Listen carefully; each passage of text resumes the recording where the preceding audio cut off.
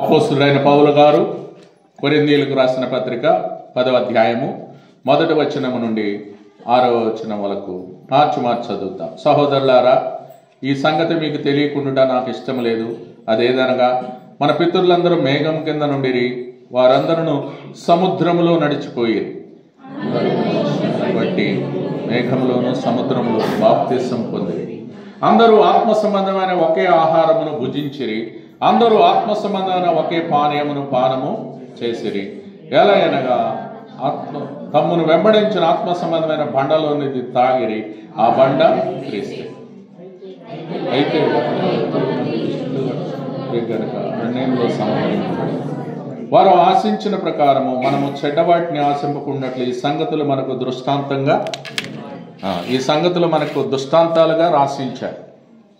ప్రార్థన. ప్రేమగల తండ్రి, ఇంతవరకు ఆయన ఆత్మతో సత్యముతో నిన్ను ఆరాధించి నిన్ను మహింపరచడానికి మీరు ఇచ్చిన అవకాశం కొరకు వందనములు. చదవబడ లేఖన భాగం దీవించండి. కొరింథీయులకు రాసిన పత్రిక 1 కొరింథీ 10వ అధ్యాయము 1 నుంచి 6 వచనాలు. ప్రభువా, మీరే బోధకులై బోధ చేయండి. మీ మాటలు మాకు వినిపించండి. అంధకార శక్తులు వేసినామన్న విశ్వాసంతో బంధిస్తూ ఉన్నాం. మీరే మాకు స్వేచ్ఛ స్వతంత్రం దయచేయండి నాయన. మరి ప్రతి ఒక్కరము యోగ్యంగా పరీక్షించుకొని మరి నీ బలలో చేయడానికి నాకు మాకు సహాయం చేయమని యేసు నామమున స్తోత్రములతో సమర్పించడికి వేడుకొనుచున్నాము తండ్రి, ఆమేన్. అందరం కలిసి బైబిల్ పల్లవి ఎంత అద్భుత ధనము అనంత దైవ వరమిది అనే పల్లవిని పాడదాం. ఎంత అద్భుత దానము అనంత దైవ వరమిది, దివ్య గ్రంథము నేను కలసి యాత్ర వెళ్ళేదం. ఎంత అద్భుత దానము అనంత దైవ వరమిది, దివ్య గ్రంథము నేను కలసి యాత్ర వెళ్ళేదం. కాబట్టి ఇక్కడ చూస్తే మనము ప్రభు 3వ వచనములో చూడండి. అందరం కలిసి ఆ వచనాన్ని చదువుదాం. 13లో అందరూ ఆత్మ సంబంధమైన ఒకే ఆహారమును చూడండి. అందరూ అక్కడ ఉంది. అందరూ ఆత్మ సంబంధమైన ఒకే ఆహారాన్ని భుజించారు. అందరూ ఒకే ఏలయనగా తమ్మును వెంబడించిన ఆత్మ సంబంధమైన ఆ బండ. కాబట్టి ఆ బండ ఎవరంటే క్రీస్తే. అందుకే బండ మోషే మాట్లాడమంటే ఆ బండతో ఆయన కొట్టాడు. ఆ బండ నుంచి ఏమొచ్చినాయండి? కొట్టిన నీళ్ళు వచ్చినాయి. ఆ బండలో నుంచే నీళ్ళు వచ్చినాయి. ఆ బండ ఎవరు? క్రీస్తు. బండను కొట్టినా కానీ మీరు చూస్తే మీరు నిర్గమకాండం అదంతా మనం చూడం కానీ 17వ అధ్యాయంలో ఉంటుంది. ఇశ్రాయేలు ప్రజలను 40 సంవత్సరాల ఐగుప్తు నుంచి రక్షించిన తర్వాత మీరు 1వ వచనం ఇక్కడ చదివాం. సహోదరులారా, ఈ సంగతి మీకు తెలియకుండా మాకు ఇష్టం లేదు. ఏంటంటే అదేదనగా మన పితరులందరూ మేఘము కింద నుండిరి. మన పితరులు ఎక్కడెళ్ళారు? మేఘాల్లో. పగటి మేఘస్తంభము, రాత్రి అగ్నిస్తంభం నడిపించింది మన పితరులను. 11 రోజుల ప్రయాణం, 40 సంవత్సరాలు ప్రయాణం చేశారు. ఎందుకండి? వారి యొక్క సణుగులు, వారి గొణుగులు. వెళ్ళాల్సింది జర్నీ తక్కువ టైమే, కానీ ఎన్ని రోజులు తిరిగారు? 40 సంవత్సరాలు. అయినా కానీ వారి చెప్పుకి కాళ్ళకి చెప్పులు అరగలేదంట. బట్టలు మరి ఏమి ఎక్కడ తాగారా? నీళ్లు. అందుకే మోసే బండ వాళ్ళు ఎక్కడికి వెళ్ళినా బండలో నీళ్లు ఇచ్చారు. ఒకళ్ళు మాకు మాంసం కావాలన్నారు అనుకో, ఎప్పుడు ఈ కూరగాయలేనా, ఎప్పుడు ఏమో ఆకుకూరలేనా, ఉల్లిగడ్డలు కందగడ్డలు, ఎప్పుడు ఇదేనా, వెజిటేరియనా, మాకు మాంసం కావాలన్నారు. మాంసం కావాలంటే పూరేళ్ళు ఇచ్చాడు దేవుడు. పూరేళ్ళు కూడా మాంసాన్ని, నాన్ వెజిటేరియన్ కూడా పెట్టాడు వారికి కోరుకుంటే. నీళ్ళుగా ఏది అడిగితే అది ఇచ్చారు దేవుడు. 40 సంవత్సరాలు పోషించారు. ఒక్క కాదు, 2 కాదు. మరి వాళ్ళకి ఏం ఫ్యాక్టరీలు తయారు చేయాలి? ఎంతమందికి అండి? 6 లక్షల కాల్బలం. 6 లక్షల కాల్బలం అంటే ఒక ఇశ్రాయేలు ప్రజలు వారి యొక్క యుద్ధానికి వెళ్ళి వాళ్ళని మగవాళ్ళని లెక్కిస్తారు. ఆడవాళ్ళని ఒక్కొక్కళ్ళకి ఎంతమంది ఉండొచ్చు? ఆడవాళ్ళకి భార్య అయితే ఉంటుంది. 6 12 లక్షలు అవుతారు. 2 పిల్లల్ని వేసుకోవచ్చు. తల్లిదండ్రులు 2 నలుగురు ఎత్తే ఎంత అవుతారు? మీరు చూడండి. 6 లక్షల కాల్బలం ఆడ లెక్కేసింది. కానీ 6 లక్షలు కాకుండా ఇంకా భార్యలు కలిపితే 12 లక్షలు అయ్యారు. 2 పిల్లలు కలిపితే 24 లక్షలు అవుతారు. తల్లిదండ్రులు కలిపితే 36 అవుతారు. ఇంకా ఎవరు అంటే చూడండి, నేను ఎందుకంటే ప్రియులారా, అక్కడ అంతమందిని దాదాపు 36 లక్షలు 40 లక్షల మందిని పోషించినాడు దేవుడు. రాత్రి పగట్లు మేఘస్తంభం అంట, రాత్రి మనకు ఇప్పుడు వాన వచ్చిన బాధ, ఎండ వచ్చిన బాధ, ఏమొచ్చినా వర్షం గురించి ఎందురా అనుకుంటాం అన్నా. ఎండ వస్తే ఎట్ట మరి మానవుడికి ఏది వచ్చినా తట్టుకోలేడు. కానీ ఇక్కడ ప్రియులారా, వారిని మేఘములోను, మన పితరులందరూ సముద్రాల్లో నడిచిపోయారంట. అందరూ మోషేని బట్టి మేఘంలో సముద్రంలో బాప్తీసం పొందిరి. మరి 40 లక్షల మందికి ఎక్కడెత్తాం బాప్తీసం? ఎర్ర సముద్రాన్ని పాయలో చేశారు. వారి 4 నెలలు నడుస్తుంటే ఆ నీళ్ళన్నీ, దట్ ఈస్ ద బాప్తిజం అంట. అందరికీ బాప్తీసం ఎక్కడ పొందారు? సముద్రంలోనే. ఇప్పుడు మనకు ఒక్కొక్కళ్ళకి ఇచ్చారు, మీ దగ్గర కూడా బాప్తీసాలు ఇచ్చారు అంకులే, మొన్న ఇచ్చారు కదా సమ్మర్లో. కాబట్టి నేనేమంటే అందరూ బాప్తీసం పొందారంట. ఇశ్రాయేలు ప్రజలందరూ ఎక్కడ పొందారు? ఎర్ర సముద్రంలోనే బాప్తీసం పొందారు. అర్థమైందండి? అందరూ బాప్తీసం అక్కడే తిందారు. ఓకే, ఇప్పుడు పొందిన తర్వాత ఏమొస్తుంది? ఇప్పుడు బాప్తీసం తీసుకున్న తర్వాత ఏమొస్తుంది అన్న?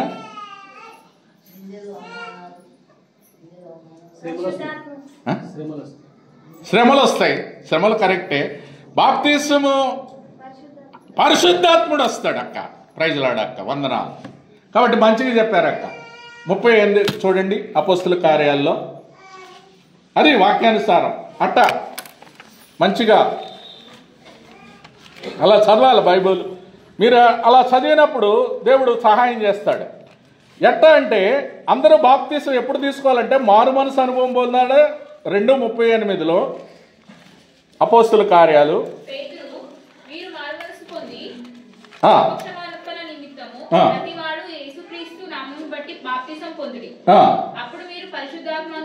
అప్పుడు ఎప్పుడు మారు మనసు పొంది హృదయంలో పాపక్షమాపణ పొందాలి, విమోచనము కలగాలి.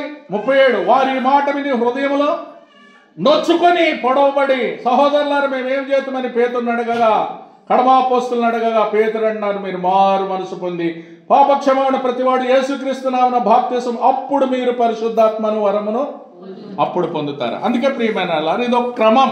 సంఘములో దేవుడిచ్చిన ఆజ్ఞ, సర్వలోకానికి వెళ్ళి సర్వ సృష్టికి సువార్తను నమ్మి బాప్తిసం పొందినవాడు నమ్మని వానికి శిక్ష పడుతుంది. కానీ చెప్పడం మన బాధ్యత.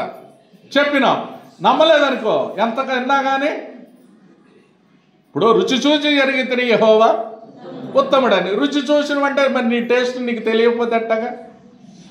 ఇప్పుడు అన్నీ సిద్ధం చేసి పెట్టారండి. టేబుల్ అక్కడ రెడీగా ఉంది, టేబుల్ మీద అన్నీ ఉన్నాయి. ఏముంది? వెజిటేరియన్ ఉంది, నాన్ వెజిటేరియన్ ఉంది, అంతా వండి పెట్టారు. మొత్తం బిర్యానీ రెడీగా ఉంది. ఇప్పుడు ఆ బిర్యానీని ఏం చేయాలి? తినాలి. రెడీ, ఆల్ ప్రిపేర్డ్ అనమాట. నువ్వేం కష్టపడవసరంలా. దావత్, ఇప్పుడు ఈ దావత్కి అంతా ప్రిపేర్డ్ అక్కడ ఉంది టేబుల్ మీద. దాన్ని వచ్చి నువ్వేం చేయాలా? తినాలా. తింటే తెలుస్తుంది రుచి. ఆ రుచి చూసిన తర్వాత ఈ పాట పాడాలి. ఇందాక మనం పాడింది, రుచి చూసి ఎరిగితే యెహోవా. నువ్వు రుచి చూసి ఎరిగితే పాడాలి. పాట పాడితే రుచి చూసినట్టు కాదు. అర్థమైందా? పాట పాడినందువల్ల రుచి నీకు తెలియకపోవచ్చు, కానీ ఆ రుచి నువ్వు తెలియాలంటే ఆ ఉప్పు నీటిలో కరిగినట్టు. ఉప్పు గల్లుగుండి అట్టే ఉంటే సాల్ట్ ప్యాకెట్లో ఉన్నంతకాలం అది టేస్ట్ ఇవ్వదు. ఆ ఉప్పుని ఏం చేయాలా? అందులో వేయాల. కర్రీలో ఎత్తే అది కనబడితే టేస్ట్ ఉండదు, కరిగితేనే టేస్ట్ ఉంటుంది. అర్థమైందా? ఉప్పు బయట ఉన్నంతకాలం దానికి టేస్ట్, బయట ఉపయోగం లేదు. ఆ ఉప్పు నిరుపయోగం. ఎప్పుడైతే నువ్వు కర్రీలు వేసావో ఆ ఉప్పుకి ఏమైంది? నువ్వు ఎప్పుడైతే వేస్తున్నాగే హృదయంలో, అది బయటికి కనబడదు. బయటికి హృదయంలో జరగాల కార్యం. ఈ హృదయం నిండిన దాన్ని బట్టి నోరు మాట్లాడుతుంది. నీ హృదయంలో ఎంత నింపుకున్నావో, ఇప్పుడు 6 రోజులు 5 రోజులు తిన్నారు, అందుకే శివ ఆంటీ గారు చెప్పారు మొన్న. ఆంటీ ఏం చెప్తున్నారంటే, మీరు 6 రోజులు కంటిన్యూ చెప్తాం కదా VBSలో, ఉదయం ఫ్యామిలీ ప్రేయర్, మెయిన్ లెసన్ ఉంటే, క్లోజింగ్ లెసన్ ఉంటే, మళ్ళీ మెయిన్ లెసన్, క్లోజింగ్ లెసన్, మళ్ళీ ఫ్యామిలీ, 6 మెసేజ్లు నీకు. ఏది ఓన్లీ అక్కడ ఎన్ని ఉంటాయి నీకు? 6 మెసేజీలు రోజుకి లెక్క 6 వేసుకుంటే 5 6లు, మరి 30 మెసేజీలు నేను వచ్చిన ఏం మార్పు వచ్చింది నీలో? విన్నారా? 30 మెసేజీలు ఇచ్చినప్పుడు, అందుకే ఆంటీ ఏం చెప్పారంటే, మీరు తినండి, దొరికినప్పుడు ఎద్దు బాగా మేస్తుంది కదా. ఇప్పుడు పక్క సైడ్ ఉంది, పచ్చగుంది చూడండి, ఆడ మేస్తున్నాయి. బర్రెలు మేస్తారు లేదన్నా? ఇప్పుడు దొరికినాయి కదా, మంచిగా మేస్తాయి. దొరికినప్పుడు మేసెళ్ళి హాయిగా నైట్ అంతా పండుకొని నెమరేస్తాయి. అది మనము కూడా దొరికినప్పుడు అంతా వినాలా, తీసుకెళ్ళి నెమరేస్తూ వాటిని ఆ నెమరేసుకోవటమే కలిసిపోవటం. అది లోన జరిగే కార్యం. అది బయటికి బాహటంగా కనబడదండి. ఉప్పు నీళ్ళల్లో కరిగిపోతే టేస్ట్ ఎట్ట వస్తుందో, మనలో కూడా ఆ కార్యం జరిగితే అంతరంగంలో నువ్వు గంతులేస్తావు. నువ్వు గంతులేసేది నాకేమీ తెలియకపోవచ్చు, నీ హృదయ ఆనందం. అది ఆనందం, సంతోషం హృదయంలో జరుగుతుంది కనుక. అందుకే నా హృదయము వింతగా మారను, నా హృదయము వింతగా మారను, నా హృదయము వింతగా మారను, నాలో యేసు వచ్చినందునా,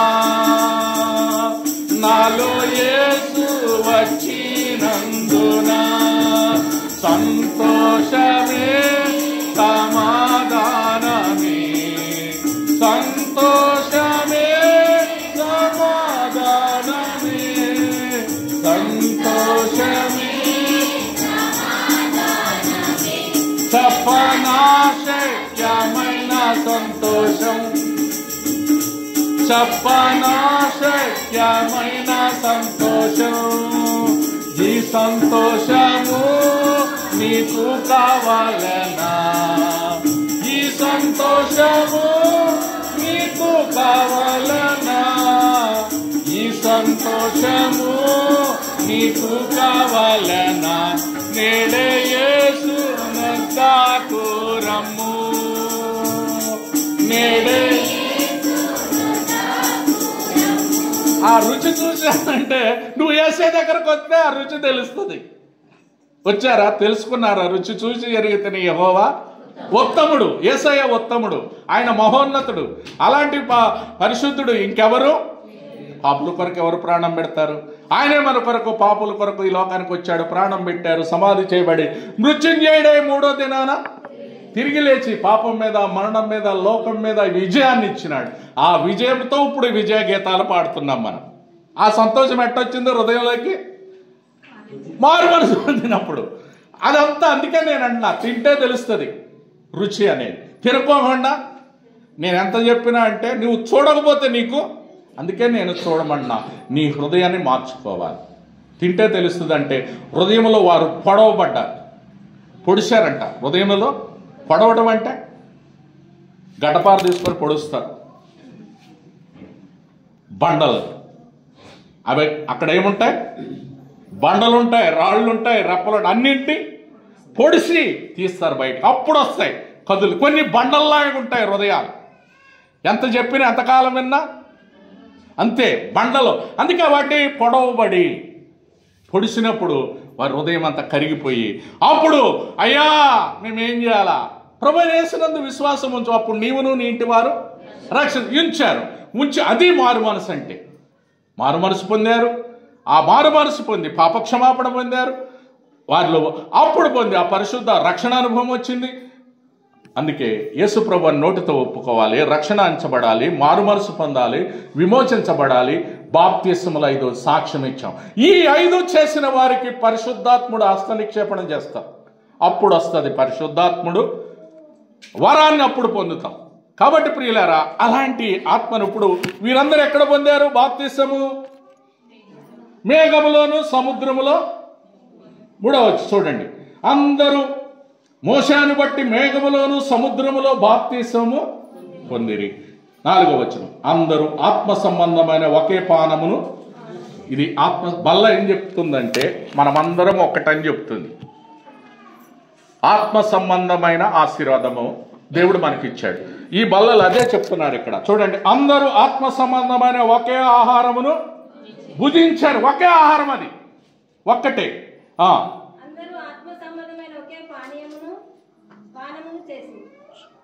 అందరూ పానీయము కూడా, ద్రాక్షారసంలో కూడా, అది శరీరానికి సాదృశ్యంగా, రొట్టె రక్తానికి సాదృశ్యంగా ఒకటే. ఈ రెండు కలిపి మనము ఒకే ఆత్మ. అందుకే నేను ఇందాక కూడా అన్నా, ఏక మనసు ఉండాలి. ఇప్పుడు బాడీలో, శరీరంలో మనకు పార్ట్లు ఉన్నాయి, తల నుంచి అరికాలు దాకా. ఇప్పుడు ఒక్కొక్కటి ఒక్కో పార్ట్ ఉంది, అర్థమైందాక? మనమందరము శరీరం, అందుకే ఒకే బాడీ. క్రీస్తు శరీరం, అదే హెడ్. మనకు అందరికీ హెడ్ ఎవరు? యేసయ్య. ఆ హెడ్ చెప్పినప్పుడు వినాలి. అందరు ఏది వినాలి? అందరూ కూడా ఈ హెడ్ చెప్పినట్టే వింటాయా లేదన్నా? తిరుగంటే తిరుగుతుంది, అటు తిరుగంటే ఇటు తిరుగుతుంది. తల మొత్తమే హెడ్డే కాదు నడిపించేది. వెనక పండుకో అంటే ఏమింటావు ఆయన చెప్పేది. పండుకో అంటే పండుకుంటారు. అది వినకపోవచ్చును, వింటున్నట్టు యాక్షన్ కూడా చేయొచ్చు. ఎవరు చూస్తున్నారు ఇదంతా? నువ్వు నాకు చేయకపోవచ్చు, కానీ అందుకే దేవుడు చూస్తున్నాడు నిన్ను. అందుకే మనం వచ్చినప్పుడు ఆయన సన్నిధి కొరకు ప్రియమైన వాళ్ళారా, దేవుడు సమస్తాన్ని చూస్తున్నాడు. నువ్వు ఎలాగున్నావు? నీ హృదయము నీ బండలాగుందా, రాయిలాగుందా, రప్పలా ఎలాగుంది? యేసుని అంగీకరించావా? ఆ సర్వలోక సృష్టికర్త పాపుల రక్షకుడు ఎంత బాధపడ్డారండి? ఎవరి కొరకు పడ్డారు? నీ కొరకు, నా కొరకు. రక్తమంతగా ఎవరి కొరకు గార్చారు? నీ కొరకు, నా కొరకు. యేసు ఎందుకు కల్వరి శిలువలో మరణించారు? నీ కొరకు, నా కొరకే. రక్తమంతయు దారులై ప్రవహించి ఎవరి కొరకు? ఆ రక్తం అమూల్యమైనది అంటారు పేతురు 1:18. అమూల్యమైన రక్తం, గొర్రెపిల్ల క్రీస్తు రక్తం. అందుకే ఈ లోకంలో ఎవరో మన కొరకు ప్రాణము, నీ కన్నవారు కానీ, నీ కట్టుకున్నవారు కానీ, నీ భర్త కానీ, ఎవరు నీకు ప్రాణం పెట్టరు. ప్రాణం తెస్తారు అవసరమైతే. భార్య తీయలేదు, చంపలేదండి, చూసారా పేపర్లో? భర్తను చంపి మూట కట్టారు. ఒక అమ్మాయి పిల్లల్ని కూడా చంపి, నాకు అసలు ఆశ్చర్యమవుతుంది, కట్టుకునే పిల్లల్ని ఎలా చంపారండి? వాళ్ళే కన్నారు, వాళ్ళే రక్తం. అందుకే నేను అంటాను, అంతా ఇదేనండి. ఈ లోకం అంతా మోసము, హృదయం అంతా మోసం, కఠినం, బండలాగా అయిపోయింది. ఇది పోసిందంతా అంతే. అందుకే మారు మనసు అనుభవం లేకపోతే నీకేమి? యేసును కలిగి ఉంటే అన్నీ కలిగి ఉన్నట్టే. అంకులు చెప్తాడు, ఆండ్రూస్ అంకులు, బర్రె ఉంటే అన్నీ ఉన్నట్టు అంట. బర్రె ఉంటే నీకు అందరిదా, ఎవరింటికి బాగా అవసరం లే. పాలుకి ఇప్పుడు లేకపోతే ఏం చేయాలా? అక్క పాలు పోయి అక్క. మా ఇంట్లో ఉండే 4. మా అమ్మ ఎప్పుడు మాకు నేను బతికిన నుంచి ఆమె సరిపోయింది, అన్నీ అమ్మేశారు. ఆమె బతికున్న కాలం అంతా అన్నీ 4, 3, 6 బర్రెలు పెంచేది. ఎప్పుడు పోయినా పెరుగు మొత్తం అన్నీ మంచిగా సమృద్ధిగా. అంటే నేనేమంటాను, అది ఉంటే అన్నీ. అందరూ ఒకళ్ళ మద్యం, కొందరు చల్లకి వస్తారు, కొందరు పెరుగుకి వస్తారు, కొందరు పాలకు వస్తారు. అది ఇన్ని ఉదయకాడ నుంచి అందరూ సాయంత్రం దాకా వస్తూనే ఉంటారు. ఎందుకు? ఒక్కొక్కళ్ళకి ఎన్న తీసి పెడుతుంది, ఒక్కొక్కళ్ళకి నెయ్యి పెడుతుంది, ఒక్కొక్కరికి చూడండి ఎన్ని వస్తాయో దాంట్లో నుంచి. అలాగా అన్నీ పెంచారు. అందుకే ప్రియులారా, అందుకే నీవు నాకుండగా లోకములో 73వ కీర్తన 25లో ఉన్నాయి. ఆకాశమందు నువ్వు తప్ప నాకు, ఇప్పుడు పాడిన పాటలో ఉంది, ఆకాశమందు నువ్వు తప్ప నాకు ఎవరున్నారు? నువ్వు నాకుండగా లోకములో ఏది అక్కరే లేదు. ఉంటే చెప్పగలమా? మాటలతో కాదండి, ఆయన మనకుండగా ఏది అక్కర్లేదంట. ఏది అక్కర్లేదా నిజంగా? లేకపోతే ప్రైజ్ లాట్ మంచిది, సంతోషం వస్తుంది. అప్పుడు సమాధానం వస్తుంది నీ హృదయంలో. నీకు అలాగ అన్నీ వచ్చినప్పుడు తప్పకుండా ప్రియులారా, అలాంటి గొప్ప దేవుడిని కలిగినాం మనం. అలాంటి గొప్ప దేవుడు, ఒకే మనసు, ఒక్కటే సమస్తము ఒకే మనసు. చూడండి ఫిలిప్పీయులకు రాసిన పత్రిక, ఆ ఏక మనసు అనేది నీకు నాకు చాలా ప్రాముఖ్యమైనది ప్రియులారా. 2వ అధ్యాయము చూడండి, 2వ వచనం. లేదా మొదటి వచనం నుంచి చదవండి అక్క. కావున క్రీస్తునందు హెచ్చరిక ఏంటంటే ప్రేమ వలన ఆదరణ అయినను, ఆత్మమందు సహవాసమైనను, ఏ దయారసమైనను, వాత్సల్యమైనను ఉన్న ఎడల. చూడండి, గమనించండి, మీరు ఏక మనస్కులగునట్లుగా ఏక ప్రేమ కలిగి ఏక భావం గల వారిగా ఉండి ఒక్కదాని యందే మనస్సుంచుచు నా సంతోషము సంపూర్ణము. ఎస్ఐ సంతోషం కావాలంటే, ఆయనకు సంతోషం కావాలంటే నువ్వేం చేయాలో? సంపూర్ణం అని పేరు పెట్టుకుంటే సంపూర్ణత ఉండదు. ఏముండాలా? ఏక మనసు ఉండాలి, ఏక ప్రేమ ఉండాలి, ఏక భావం. సంఘములో ఒకే మనసు, ఏం చేద్దామన్నా ఫలాన్ని ఒకే మనసు ఉండాల. రెండు ఎడ్లు పోతే ఒకటి అడ్డుపోతే ఇటుపోతే కాణిబారే తేని నడవదు. అందుకే ఏక మనస్సు, ఏక భావం, ఏకత్వం అనేది క్రైస్తవ జీవితానికి చాలా ప్రాముఖ్యమైనది. ఒక్కటి. అందుకే వారు ఆత్మయందు ఒకే పానాన్ని చేశారు. ఆయనే ఏక శిరస్సు. ఆ శిరస్సు చెప్పినట్లు చెయ్యనాలా, కాలెనాలా, కళ్ళెనాలా, ముక్కెనాలా, అన్ని కాళ్ళు, అంతే కదా. సంఘం అంటే అది. క్రీస్తు యేసు తన స్వరక్తం ఇచ్చి సంపాదించిన సంఘములో మనం సహవాసంగా ఉన్నాం. నాకు బాధ వస్తే నీకు బాధ వచ్చినట్టు ఉండాలి. అర్థమైందక్క? సంఘములో అది గొప్పతనం. మీకు బాధ వస్తే నాకు. అందుకే ఏది జరిగినా నువ్వు సంఘంలో చెప్పాలి, దాయకూడదు, రహస్యాలు ఉండకూడదు. అందుకే ఏక మనసు అంటే ఏంటి అర్థము? నువ్వు దాస్తే ఇంకెక్కడుంది ఏక మనసు నీకు? ఏనా నీది నువ్వే, నాది నేనా అనుకుంటే భాగాలు లేకపోతే ఇంక ఏక మనసు ఏముంది? ఇప్పుడు వచ్చిన సంఘాల్లో ఏక మనసు లేక ఇది ప్రాబ్లం. దైవజనుడు పితరులు వాళ్ళు నేర్పారు. వారి ఏక మనసుతో, ఏకత్వంతో, ఒకే విశ్వాసం. చూడండి ఎఫ్ఎస్సి పత్రికల మాట. వారు ఎలాగా నడిచారు? 4వ అధ్యాయము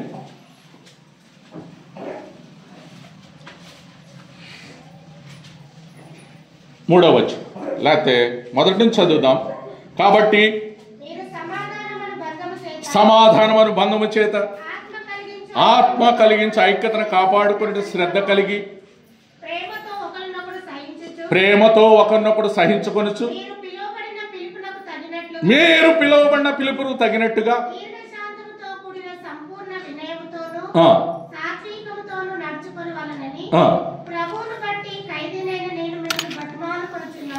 ఓ ప్రియమైన సహోదరి సహోదరుడా, రక్షించబడ్డ సహోదరి సహోదరి, ప్రియమైన వాళ్ళారా, మిమ్మల్ని బ్రతిమాలుతున్నాను. ఏమని బ్రతిమాలుతున్నారు? సమాధాన బంధం, ఒకే బంధం, ఆత్మ కలిగించి ఐక్యత కాపాడుకోవాలా, శ్రద్ధ కలిగి ఉండాలి. మీరు ఒకదానికొకటి శ్రద్ధ ఉండాలా. నీ ఇంట్లో ఎంత శ్రద్ధ ఉందో మందిరంలో అంత శ్రద్ధ ఉండాలి. శ్రద్ధ కలిగి ప్రేమతో ఒకరినొకరు సహించుకోవాలి ఒకరినొకరు. రెండోది, మీరు పిలువబడిన పిలుపు తగినట్టుగా దీర్ఘశాంతం కూడా ఉండాలా. దీర్ఘశాంతం అంటే నిన్ను పొడిసినా ఏం మాట్లాడకూడదు. మరి ఎవరికి ఉంటుంది దీర్ఘశాంతం? ఆనాడు ఉంది ఆ విశ్వాసం పితరులు. వారి పితరులు ఒక్కటే విశ్వాసం. అందుకే కింద ఉంది ఆ మాట చూడండి, 4వ వచనం. శరీరం ఒక్కటే, ఆత్మ ఒక్కటే.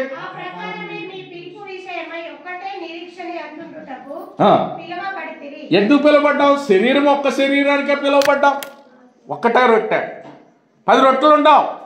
ఒక్కటే బల్ల, ఒకే పానము, ఒక్కటే శరీరము, ఆత్మయు ఒక్కటే. ఆ ప్రకారమే మీ పిలుపు ఒక్కటే నిరీక్షణ. ఫెయిత్ కూడా ఒక్కటే, నో డిఫరెన్స్ అట్ ఆల్.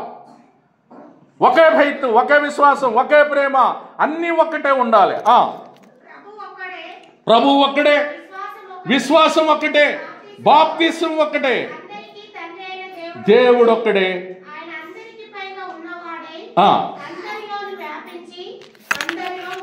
అందరిలో వ్యాపించి అందరి ద్వారా, మనందరి ద్వారా జరిగేదే సంఘం. అపోస్తల కార్యాలు 2:28. ఇది అందరిలో ఉండేది ఏంటంటే అపోస్తల కార్యాలు 20:28.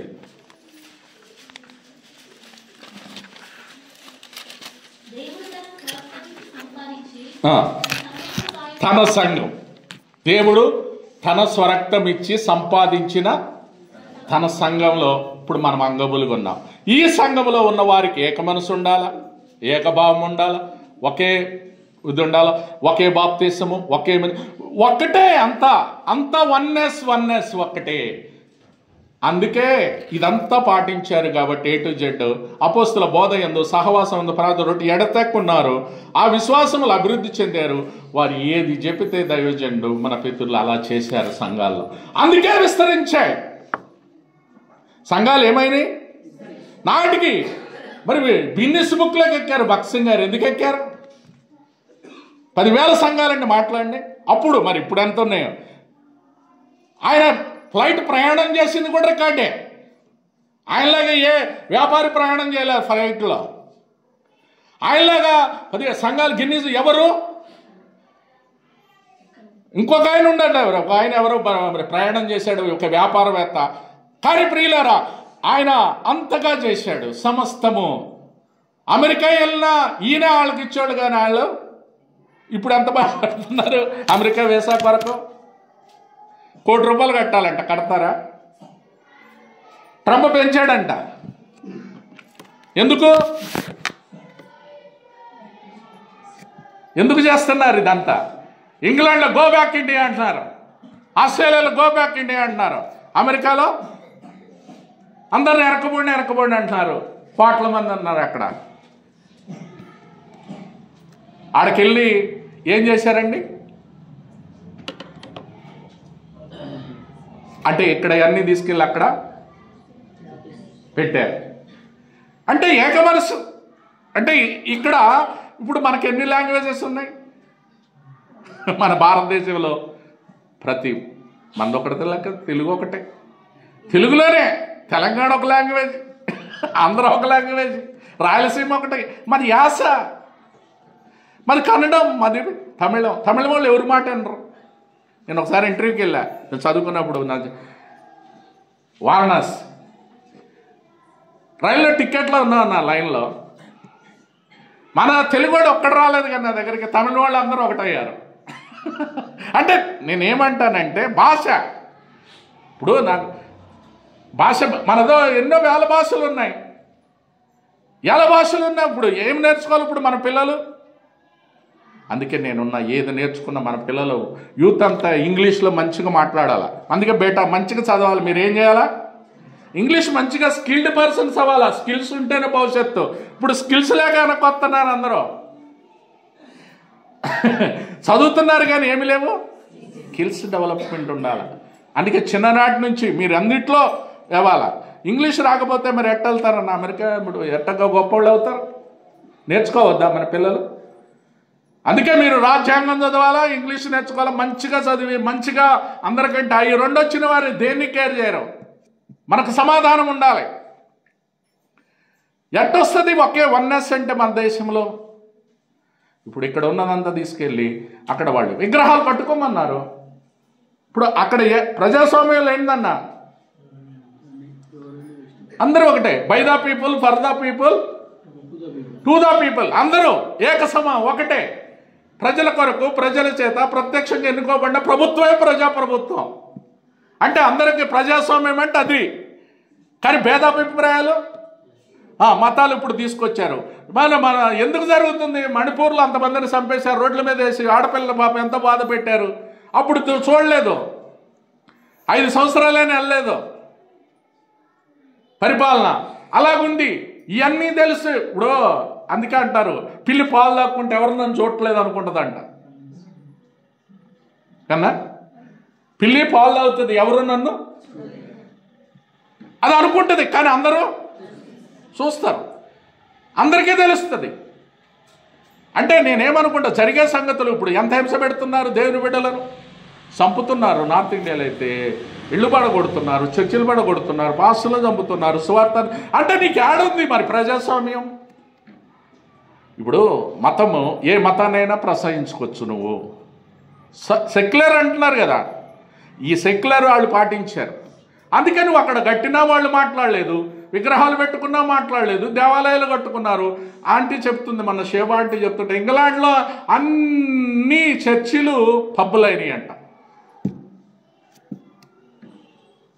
ఏమన్నా అంటే అక్కడ చర్చిలు మారిపోతున్నాయి, 7 ఏళ్లలో జనం వీళ్ళు పెరిగిపోతున్నారు, వీళ్ళు కొనుక్కుంటున్నారు వీటన్నిటిని దేవాలయం. అంటే నేనేమంటున్నానంటే కట్టుకోరు, మరి ప్రజాస్వామ్యం అన్నప్పుడు వాళ్ళకి అప్పుడు స్వేచ్ఛ ఇచ్చారు, వీళ్ళు పెట్టుకున్నారు, విగ్రహాలు పెట్టుకున్నారు, అంతా చేశారు, అంతా.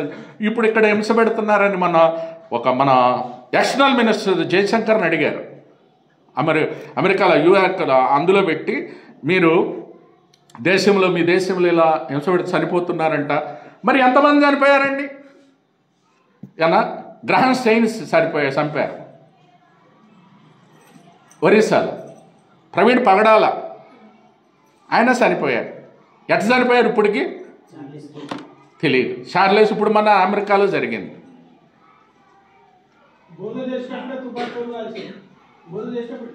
అన్న మరి ఆయన కూడా అంట ఈ యేసయ్యను కలిగిన వ్యక్తి, ప్రేమ చూపించే వ్యక్తి, ఇలాంటి వ్యక్తి యేసయ్యను అంటే మీకేముండాలి అక్కడ?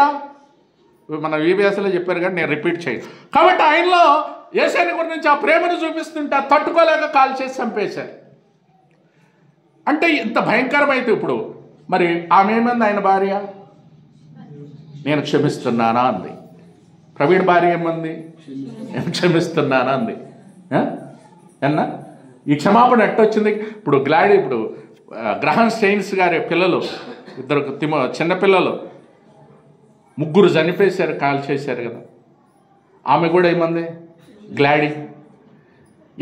ఎట్టొచ్చింది క్షమాపణ? మరి వాళ్ళు క్షమిస్తుంటే ఇక్కడ ఎందుకు చంపుతున్నారు పొడిచి?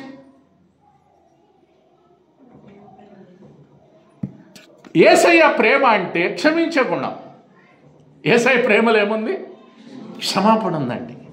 ఆయన తను గుమ్మి వేసేవారిని, తను పెరికేవారిని తను సిలువ వేసి కొడుతుంటే, తండ్రి వీరేమి చేయుచున్నారో వెరుగురు కనుక వీరిని క్షమించమని ఆయన అడిగాడు. సిలువ మీద పలికిన మొదటి మాట. ఆ క్షమాపణే దేవుని బిడ్డలైన నీకు మనకు అందరికి ఇచ్చారు. మరి నువ్వు నేను క్షమిస్తున్నావు, క్షమాపణించడం అదే క్రైస్తవ జీవితంలో క్షమ అనేది ఇంపార్టెంట్. ఆ క్షమించే గుణం ఎక్కడైతే ఉంటుందో అక్కడ క్రైస్తుంటాడు. ఆ క్షమాపణ లేని కాడ క్రీస్తును లేనంటే. వాళ్ళు అనిపించారు, కొట్టినా హింస పెట్టినా అంత బాధ పెట్టినా కానీ వాళ్ళు మేము క్షమిస్తున్నామని ఆ ప్రేమ చూపించి ఆ ప్రేమ ద్వారా మార్పు చెందారు. ఇప్పుడు గ్లాడీ ఆమె క్షమించింది కదన్న, ఆమె క్షమించడం ద్వారా ఇప్పుడు ఆయన చంపిన ఆయన ఏమైండు? రక్షించబడ్డాడు. ఆయన సేవకుడయ్యాడని. ఎలాగైంది? క్షమాపణ ద్వారా. అందుకే క్షమాపణ అంటే మత్తయి సువార్త 6:14 చదవండి ఒకసారి. ఒకే మనసు ఎలాగొస్తుంది? నీకు క్షమించే గుణం ఉన్నప్పుడు వస్తుంది ఏక మనసు. క్షమాపణ లేక రాదండి ఇది. అందుకు చెప్తున్నాడు, మనుషుల అపరాధాలని మీరు క్షమించిన యెడల క్షమించును.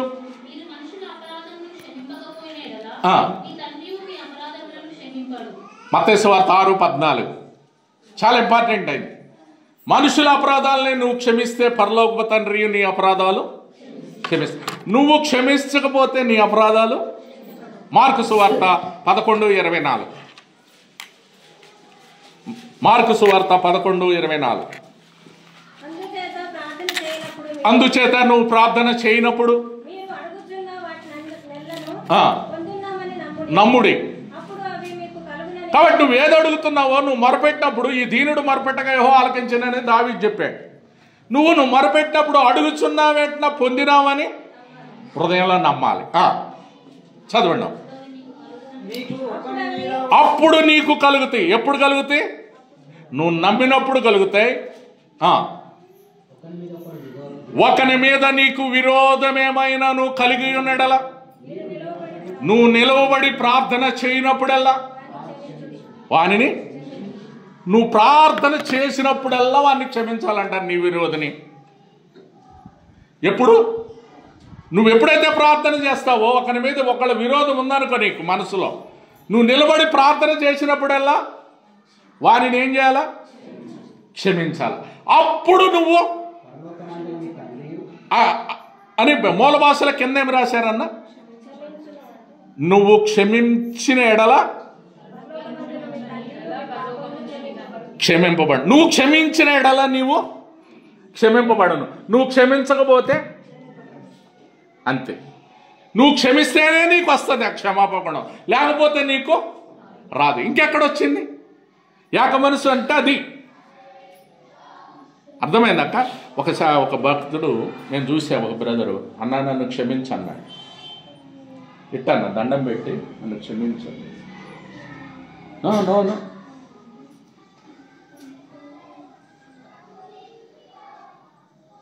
40 సంవత్సరాల వ్యక్తి యేసులో అంట 40 సంవత్సరాలంట. దండం పెట్టి అడుగుతుంటే,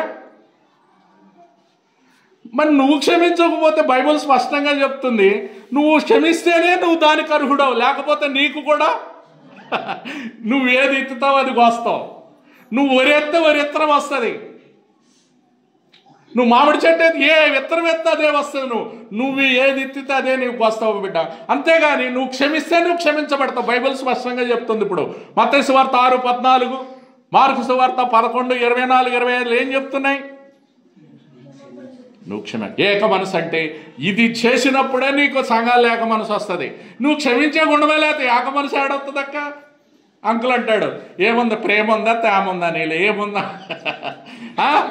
ఏముండట్టు క్షమిస్తేనే.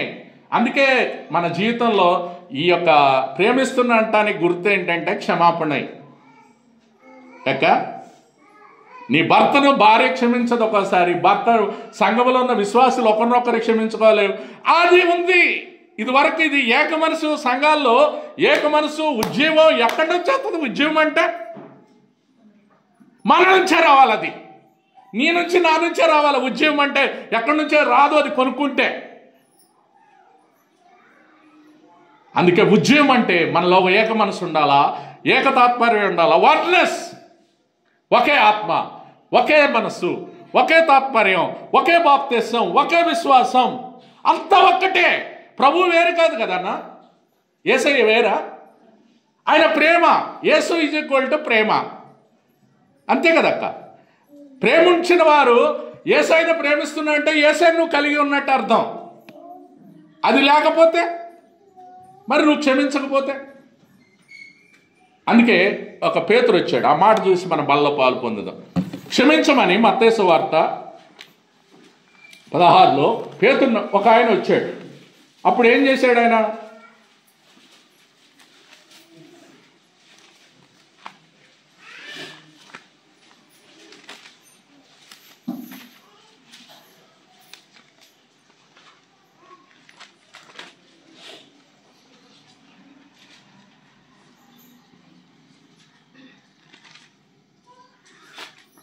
మత్తయి సువార్త 20. ఆ కాలమున ఆయన దగ్గరకు వచ్చినప్పుడు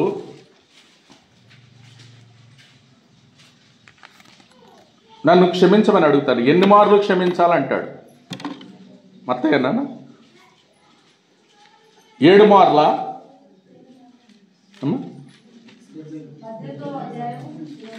అమ్మమ్మ థ్యాంక్ యూ. నేను అదే చూస్తున్నాను. 18.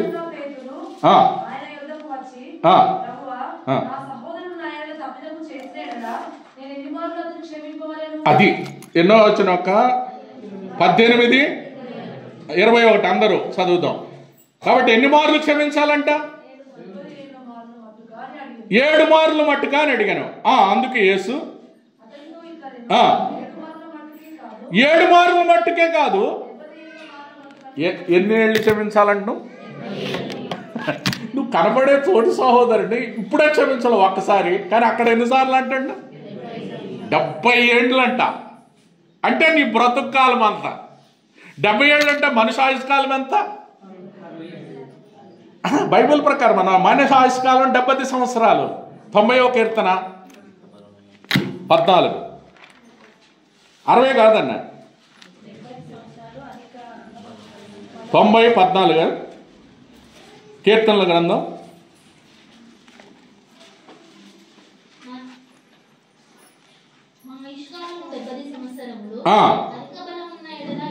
అది మనిషి ఆయుష్కాలం ఎంత? 70 సంవత్సరాలు. అధిక బలం ఉంటే ఒకళ్ళు అధికంగా వచ్చే 80 సంవత్సరాలు. ఆ 80 అంటే ఆయాసం దుఃఖం. లేగితే లేనడం కూర్చుంటే ఆయాసం దుఃఖమే. అప్పుడు ప్రేయర్ పాయింట్ వస్తుంది. ఏమని నా చెప్పాను కదా,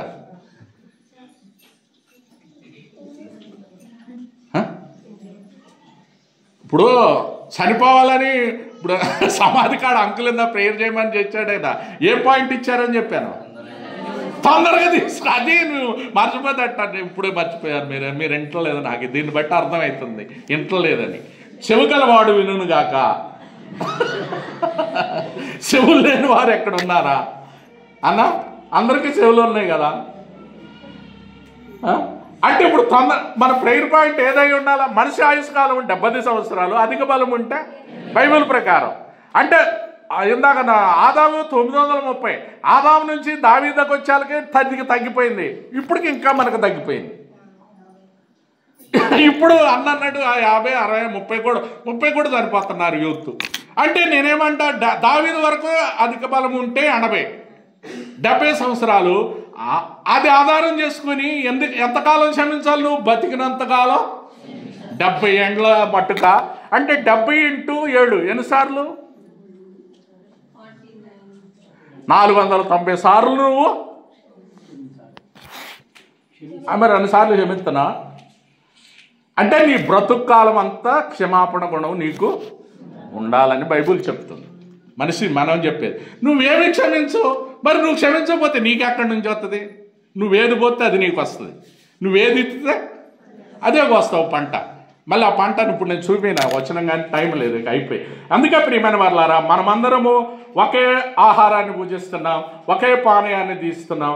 ఈరోజు మన సబ్జెక్ట్ ఏంటంటే ఏకత్వం ఉండాలి. ఉందా?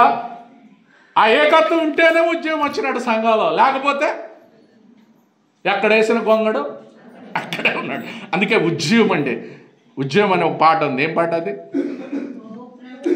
ఓ ప్రభువావు జీవము నీవు, ఓ ప్రభు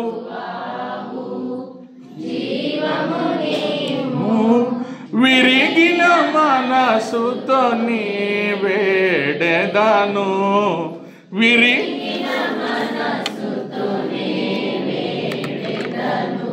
అందుకే ఉద్యోగం రాలంటే నేను చెప్తున్నా, ఇలా మనం పాటిస్తే ఒకే మనసు ఒకే బాప్తిసం ఇలా క్షమాపణ ఉంటే ఎందుకు రాదండి? సంఘాలు దిప్పనట్టుగా వస్తుందన్నా. ఇది లేదు, కరువు అయింది. ఇప్పుడు ఇది లేదు. అందుకే ప్రియమైన వాళ్ళారా, మళ్ళీ వాళ్ళది మన ఏం జ్ఞాపకం చేస్తుందంటే ఆ ఏక మనసు మరి నీకుందా? నీ సహోదరులు ఏడాలి. నీ సహోదరుడు తప్పిదం చేస్తే మొదటి ఆహ్వాన పత్రికలు ఉంది, నీ సహోదరుని మీద విరోధమేమి పెట్టుకోమాక. సహోదరునికి ఏదన్నా ఉంటే అప్పుడే కడిగేసుకోండి. అది మనకి ఉండకూడదు. క్షమాపణ కూడా ఉండాలి. ఇలాగున్నప్పుడే ఒకే ఆహారం ఒకే పానీయం మనం భుజించినట్టు, ఒకే మనసు కలిగి ఉన్నట్టు. లేకపోతే ఏకత్వం మనకు లేదు. అలాంటి కృప దేవుడు సహాయం చేయగా. రండి ప్రియులారా, 1 నిమిషం మళ్ళీ మనం మౌనంగా ఉంటాం.